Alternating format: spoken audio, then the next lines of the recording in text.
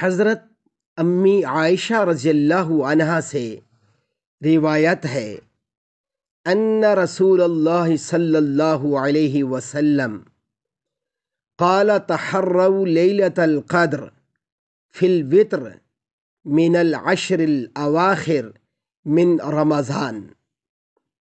ترجمہ: حضرت رسول اللہ صلی اللہ علیہ وسلم نے فرمایا، لیلۃ القدر کو آخری عشرہ کی طاق راتوں میں تلاش کرو۔ میرے محترم سامعین، آخری عشرہ کی جو طاق راتیں ہیں وہ بہت ہی اہم ہیں۔ ان میں خوب عبادات کریں، خوب تلاوت کریں اور خوب استغفار کریں۔